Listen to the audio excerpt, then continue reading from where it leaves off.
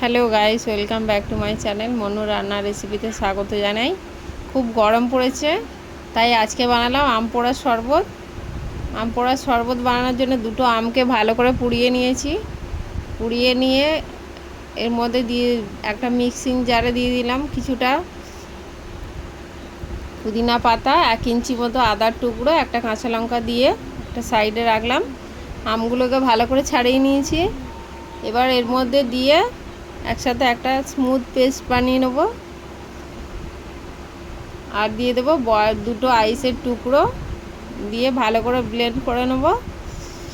আর আমার ভিডিওটা যদি আপনাদের ভালো লেগে থাকে লাইক কমেন্ট শেয়ার করবেন, আর আমার চ্যানেলটি সাবস্ক্রাইব করতে ভুলবেন না।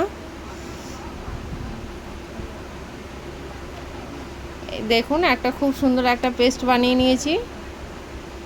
এবারে পেস্টটা আস্তে আস্তে করে জলের মধ্যে দিয়ে মিশিয়ে নেব। পুরোটা জলের মধ্যে দিয়ে দিয়েছি, আর আইস কিউব দিয়েছি কিছুটা ঠান্ডা হওয়ার জন্যে।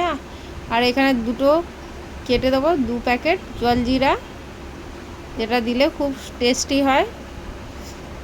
এভাবে একবার আম পোড়ার শরবত বানিয়ে বাড়িতে খেয়ে দেখবেন। যদি ভালো লাগে কমেন্ট বক্সে জানাতে ভুলবেন না। আরও কিছুটা আইস কিউব এর মধ্যে দিয়ে দেবো, দিয়ে ভালো করে জলটা মিশিয়ে নেব। এবারে দিয়ে দেবো বিট নুন। বিট নুন দিয়ে ভালো করে মিশিয়ে নিয়েছি। এবারে একটা গ্লাসে ঢেলে দেখাচ্ছি।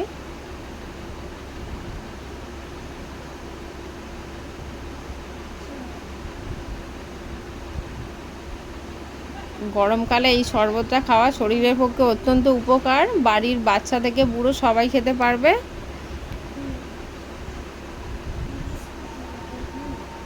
একদম ফার্স্ট ক্লাস হয়েছে।